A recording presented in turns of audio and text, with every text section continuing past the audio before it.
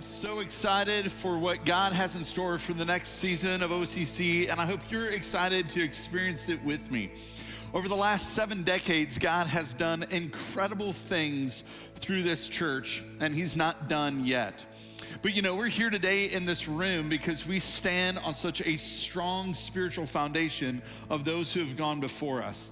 So if you are one of those people who've been at this church for a long time, we have people who've been here for 40, 50, 60, 70 years. We just want to say thank you because we are living in your legacy right now. Thanks to those of you who've set the spiritual foundation for us. But we know the mission is not done. God is not done. God is still at work, and the mission is still as important as ever. And God is still in the business of saving lives. And it's not an exaggeration to say that lives hang in the balance, that eternities are at stake. Because the mission of God is what saves people's lives, and we're in that space where God is still working on that. So that's what we embark on with this. And we are joining with Jesus in His mission to help everyone find and follow Him. That's the heart of Uncharted. So over the next couple years, our church is going on an uncharted journey, a journey that will undoubtedly bless us, but even more, a journey that will bless those who are not yet here. Kids and students and parents and families and adults and every generation. It's going to bless those who are stuck in addiction and those whose marriages are on the brink of collapse and those who are searching for their place and those who have wandered far from God but long to make their way back to God. That's what Uncharted is here for us to help people find Jesus and follow Him. For the next 5 weeks, we're going to walk through the story of the Exodus in the Old Testament. We're going to let Moses be our guide. We're going to learn from his life and his ministry and what God did in him and through him. So he's going to be our guide, if you will, on this journey. But to get started with that, let me give us a little context to set the stage. God's people, called the Israelites, had lived in a land that was struck with famine. But through some family relationships, God opened a door for the Israelites to make their way from that land to Egypt, where there was plenty of food for them and they would be provided for. So the Israelites made their way to Egypt and they found provision in Egypt. Well, as they continued living in Egypt, they continued to flourish and they were multiplying, and the people of God were growing and multiplying. But this caught the eye of the Pharaoh, who is the king of Egypt, and Pharaoh did not think favorably of this. In fact, he was a little concerned and got scared that God's people might begin to outnumber the Egyptians and be a threat to them. The Israelites were slaves to the Egyptians, and Pharaoh thought, man, if they continue to grow like they are, they're going to flip the script and we're going to become their slaves. They're going to overthrow us. And so he ordered that every newborn baby Israelite boy should be killed. And that's where Moses enters the story. Moses was one of those baby boys. But Moses' mommy didn't want to see her boy killed, so she hid Moses. Well, Pharaoh's daughter was out for a walk, and she happened to come across this cute little Israelite boy, and she thought, oh, he's so adorable, and she wanted to take him as her own. So she did, and Moses is then living in the Pharaoh's home as an extension of his family. But that Egyptian girl needed a nanny to take care of this little boy, and it just so happened that the nanny she got was Moses' mommy. So Moses was raised as a prince of Egypt in the Pharaoh's home by Pharaoh's daughter, but also taken care of by his Israelite birth mommy. It was a great setup for Moses. Well, fast forward 40 years, and I know 40 years can seem like a really long time. For those younger people in the room, 40 seems pretty old. It feels older each day, let me tell you. But 40 is kind of old, but it's not too old. So fast forward 40 years, and Moses is living there as a prominent place in Pharaoh's home, the Israelite living in the home of the Egyptian king. But he's out for a walk one day, and he sees some Egyptian taskmasters treating some of the Israelites poorly, and he confronts them, gets into an altercation, kills one of them. And he thinks he's gotten away with it. But the next day he realizes he's been found out. So instead of fess up and face up, he flees and he runs to the wilderness. And there in the wilderness, he meets a gal with the beautiful name of Zipporah. And Mo and Zippy hit it off. And then they get married, and he starts a new life in the house of her dad, and he lives with the father-in-law, gets in with father-in-law's business as a sheep herder, as a shepherd there. And so fast forward another 40 years, and Moses is 80 years old, living in comfortable obscurity in the wilderness, tending the sheep. And he's out in the wilderness one day, tending the sheep, and he notices a bush that catches fire, but is not consumed. Now, it's that time of year where the evenings are getting a little colder. I don't know if you're like me, but I enjoy a nice fire in the fire pit out back. You know, roast some marshmallows and have s'mores, maybe some hot dogs. Y'all can keep your pumpkin spice lattes, and I'm not big on the pumpkin spice stuff, but give me some s'mores and a nice warm fire, and man, that's like gold for me. So, but you know, the weird thing is, whenever I have one of those fires, you know what happens to the fire? It consumes the wood. It's a crazy thing happens. I gotta keep throwing more, well, not throwing, that would be dangerous. I gotta keep placing more wood on the fire, right? And you gotta put more and more wood on because the wood consumes. But not this bush that Moses came across. Moses sees this bush, it's on fire, but it's not consuming. And he goes over to the bush, and a voice speaks to him from the bush, and it's God's voice, and God begins speaking to Moses. Now, I've been around a lot of fires in my life. I enjoy a good fire, and I've had some really amazing spiritual moments around the fire. But I have yet to hear God's voice speak audibly to me. I've been moved by the Holy Spirit, but I've yet to have God's voice speak audibly to me out of the flame. But not so with Moses. The voice speaks and says, Moses. And Moses is like, that's me. And God says, I have come to rescue my people, the Israelites, from the Egyptians, and to lead them to a new land that I'm gonna give them. And Moses is like, yes, right on, it's about time. Woohoo, let's go, God. And God says, great, I'm glad you're excited, because Moses, go, because I'm sending you to Pharaoh. You must lead my people Israel out of Egypt. And Moses is like, that's not quite what I thought you were gonna say, not what I had in mind. And Moses protested to God. Who am I? Who am I to appear before Pharaoh? Who am I to lead the people of Israel out of Egypt? Who am I, God? Do you know who you're talking to? I mean, you may have started the fire on the wrong bush with the wrong guy. I'm a murderer. I'm an old man. Sorry if you're in your 80s, but that, old. So it's like, I'm an older guy. I'm obscure. I become a family man. I'm a sheep herder. Who am I to go to Pharaoh? It's been 40 years. I'm a has-been. What are you talking about, God? Who am I to go? And God says, nonsense. I'll be with you. But that wasn't good enough for Moses. So he continued to protest. If I go to the people of Israel and I tell them, the God of your ancestors has sent me to you, they're gonna ask me, well, what's his name? And what am I supposed to tell them? Moses is like, what am I supposed to say here, God? You're sending me to these people, but they're gonna have all these questions for me. And God said, tell them, I am who I am. Now, another way we could translate that is I am the one who has always been and who always will be. It's kind of a mysterious name for God. It's rather challenging to translate from the Hebrew because there's just so much in it, and it's a bit mysterious. But God says, I am. And say this to the people of Israel, I am has sent me to you. God also said to Moses, say this to the people of Israel, Yahweh. Now, Yahweh is the most revered name of God, the Lord, for the Israelite people, for the Hebrew people. Yahweh, the God of your ancestors, the God of Abraham, Isaac, and Jacob, has sent me to you. But Moses is having a conversation with the God who breathed the world into existence, the God who set the mountains in their place, who poured the ocean water where it belongs, the God who hung the stars in the sky, the God who always has been, always will be. And Moses is called by God, and Moses says, no way, no way. And God says, Yahweh.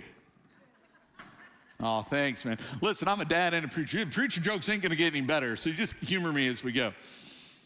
So Moses protested yet again. Well, what if? What if they won't believe me? What if they won't listen to me?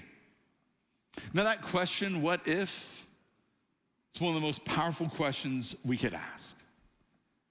If we ask that question with anticipation, If we ask that question with optimism, well, what if? What if God shows up? What if this all works even better than we think? What if the people respond? What if they say yes? What if? I mean, there's so much freedom and empowerment in that question. But we could ask that question another way, filled with fear, and it becomes paralyzing. Well, what if? What if I fail? What if God doesn't show up? Well, what if nobody responds? What if this doesn't work? What if we don't succeed? What if? And unfortunately for Moses, he was asking that question not with the empowerment, not with anticipation, but with fear and trepidation, paralyzed. And so God said to Moses, asked him, well, what's that in your hand? A shepherd's staff, Moses replied. It's a big stick, God. You're God. I would think you would know what this is. God wasn't asking because God didn't know. God was asking just to get Moses' attention. It says, Moses, throw your staff on the ground. And he did. And immediately it became a snake. And Moses jumped back. And God said, all right, grab that snake. And that's where so many of you would have been like, nope, I'm out, done. No snakes, no way, God, find somebody else. Now, listen, snakes aren't that bad. If it had been a spider, story over, man, it's done. But no, Moses, he was like, all right, now, God says, grab the snake. And I don't know if Moses was like all like timid and like just like pinched the tail of it, like maybe the snake won't know. Or if he went all like Discovery Channel, National Geographic and just grabbed that thing behind the head and the snake hissing at him, he's hissing back. Either way, he grabbed the snake and immediately it turned back into a staff, into a stick. And God demonstrates his power to Moses through things like that. But that's still not enough for Moses.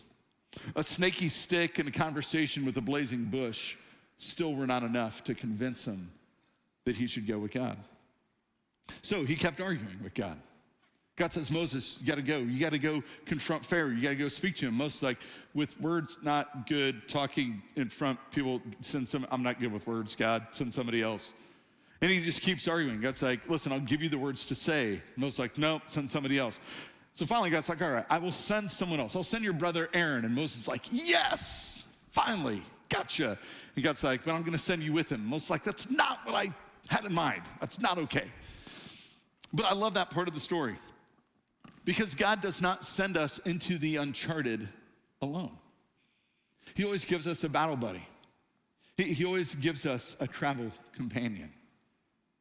When God calls us to himself, and he does, he invites us to be rescued by him.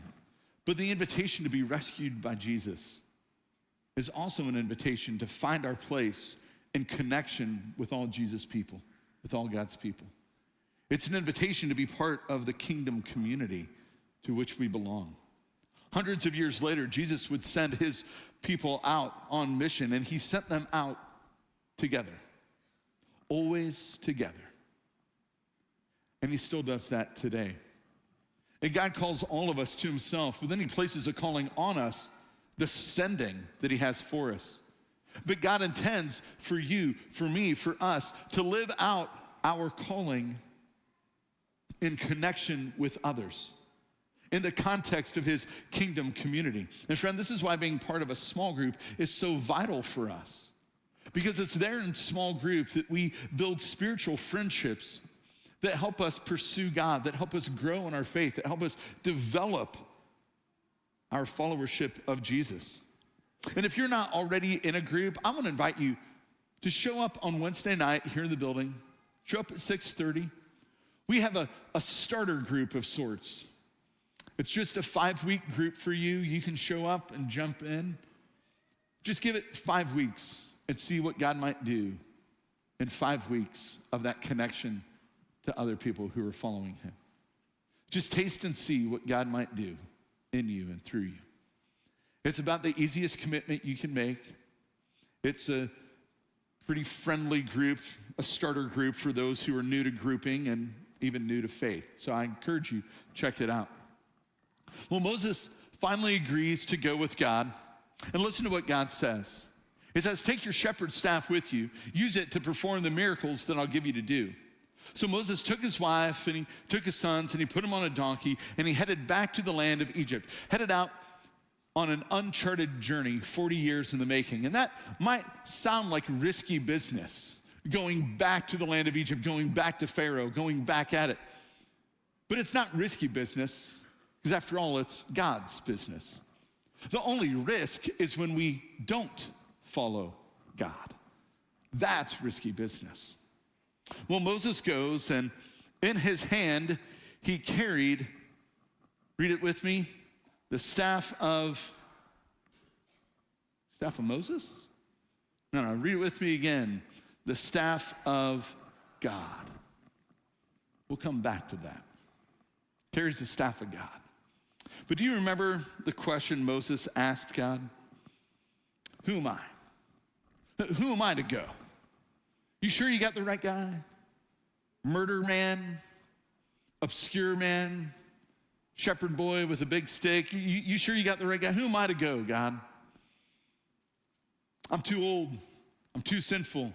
Got too much shame, too many aches, too many pains. It's been too long. I lived too far. But it wasn't about any of that. It wasn't about anything Moses had done or how far he had run. It's never about that. Because we're not the hero. Moses is not the hero of the story. It's always about what God has done and what God is up to in that moment, because God is always the hero of the story. The hero of your story and mine. You know, too many of us would sheepishly settle for sitting on the sidelines of eternity, watching God's story play out, maybe having a front row seat, but still being a spectator. But that's not God's desire for us. God intends us, God invites us to be participants in the mission with him. You know, Moses offered all those excuses to God because he was not willing to offer himself to God. He wasn't willing to surrender himself. God wanted Moses to experience his power, to experience what he had, to experience his unlimited provision. God says, Moses, I got you. What are you worried about? But Moses, he couldn't see that because he couldn't see beyond his own limitations. I'm just a guy with a stick, God. That's all I am. No, he could only see his limitation. He couldn't see past that. But God can take the simplest of things and do extraordinary things with them and through them. It's what he wanted to do with Moses. It's what he'll do with us. It's what he'll do with anything we offer him. That's what he desires to do with his people. It's what he ended up doing with Moses.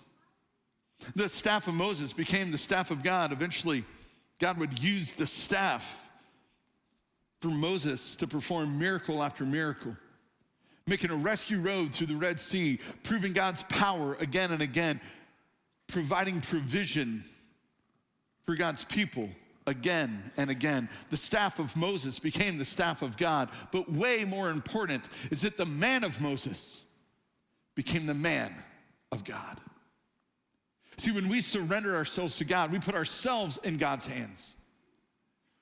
God will put all of his divine extra onto our ordinary and do the extraordinary through us.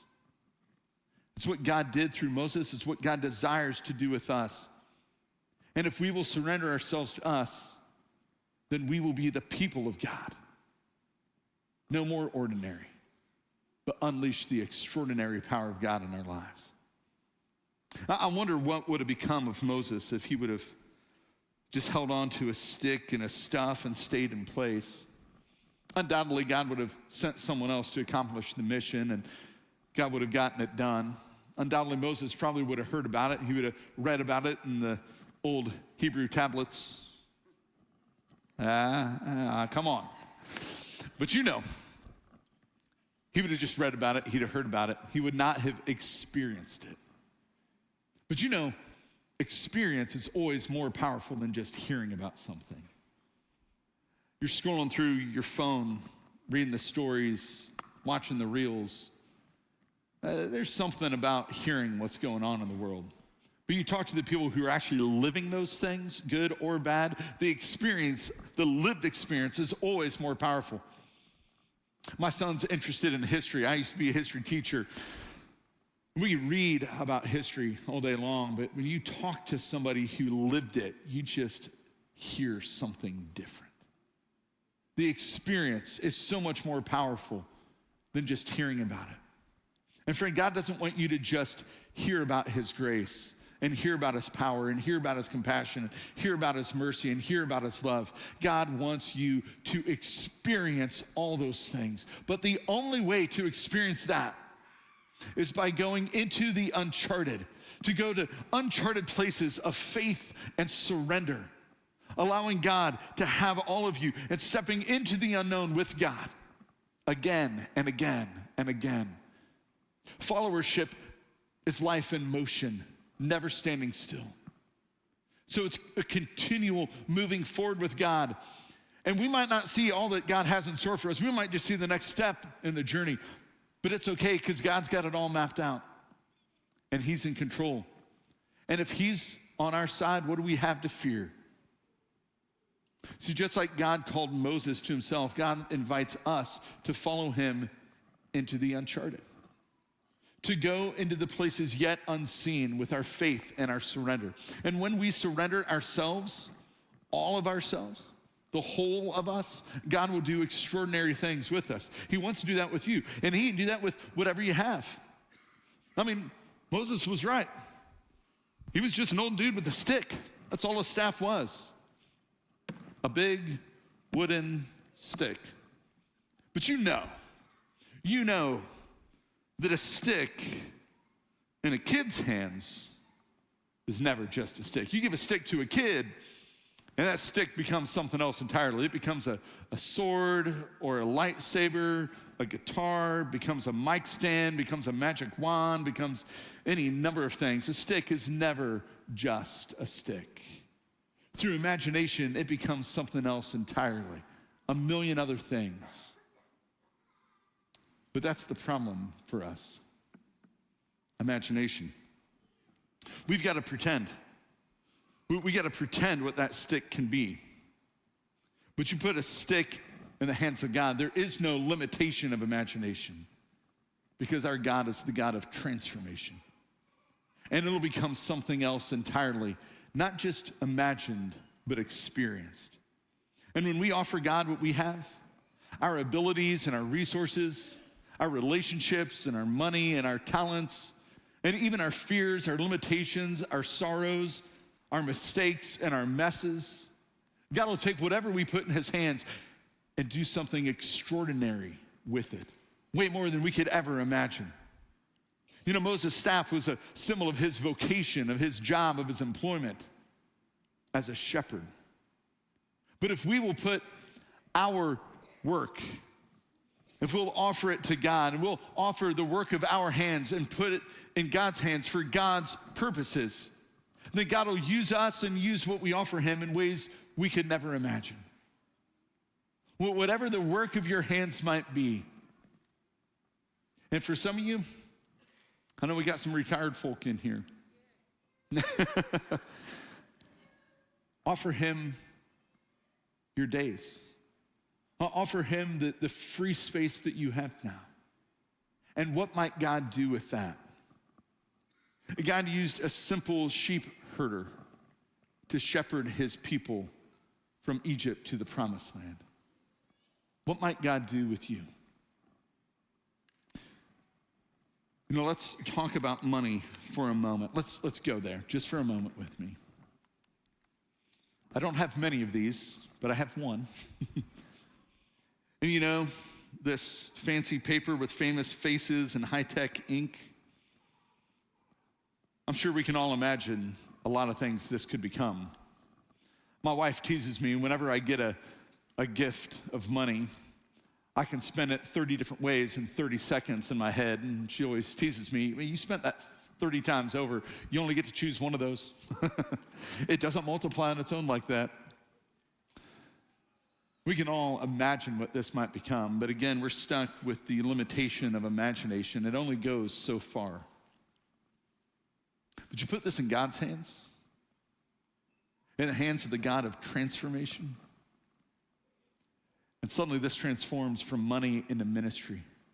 It transforms into mission, transforms into food and clothing and housing and clean water for people who have none of that. Even more, it transforms into hope and joy and the best news ever of a God who loves us so much, he would come to rescue us even though we rebelled against him, that he would die for us so that we might spend eternity with him.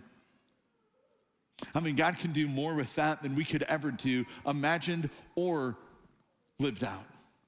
God would do so much with it. So friend, let me ask you, what's in your hand? What are the things you're clinging on to? What are the things you've held so tightly to that you've not let go of? And what if you offer it to God? What if you release it from your hands and you put it in his hands? Are his hands capable enough, strong enough, big enough? Put your stuff aside. What if you offer yourself to God? Your whole self. Your mind, your body, your spirit, your intellect, your abilities, your fears, your joys, your sorrows. What if you put all of yourself into the hands of God? He's capable enough. Well, Moses and Aaron did just that. And they set out on an epic, uncharted road trip to Egypt. And when they got there, they told the Israelites, "What's up?" And the Israelites responded with this. The people of Israel were convinced that the Lord had sent Moses and Aaron to them. Isn't that what we would want? That when we go to other people to share the message of hope with them, that we share an invitation to church, that we share an invitation to come to know Jesus, that they would be convinced that God had sent us to them because of that invitation. And when they heard that the Lord was concerned about them, that God had compassion on them for the misery they experienced, they bowed and they worshiped the Lord. And that is the heart of Uncharted. That we would go on mission with God to surrender anything that's in the way, to surrender everything we have and all that we are, to put ourselves in God's hand and go where he would send us, to do as he would lead us, to go into the uncharted for his glory and for his good, that other people might worship him, that other people might be convinced that the God of compassion has sent us to them for their salvation. And they'll worship him and give glory to him in response. That is what this is all about. So friend, will you join me on an uncharted journey? Will you join me in making a decision today, right now, right here in this place today? Let's decide now to go where Jesus leads, to follow without reservation, to go into the uncharted, whatever that means. Trusting God, trusting that his hands are capable, that his hands are strong enough and big enough and good enough and loving enough that we can trust ourselves and everything we have and everything we are, every relationship and every possession and every fear and every joy we can put in the hands of God, knowing that he might just use us to help other people find salvation in him, that the world might know, that the world might worship our King Jesus. Oh God, that is our prayer, that you would take even us and work through even us to help bring salvation to others who are far from you, God, that you would use us. Father, we pray that countless people will come to worship you because of the ministries of this church, because the people of this church have surrendered to you, that we are no longer ordinary people, but we are the people of God, sent on mission by God, for your glory and the good of the community around us. God, that as we say yes to your invitation to follow you into the uncharted, would you give us courage to go there with you? Give us courage to do whatever you ask of us, to surrender everything to you. God, that you would use us in your mission to help rescue those who are stuck in the slavery of sin, to lead them into a brand new life, and that we might just enjoy what it is to be on mission with you. We pray this for yours and your glory alone.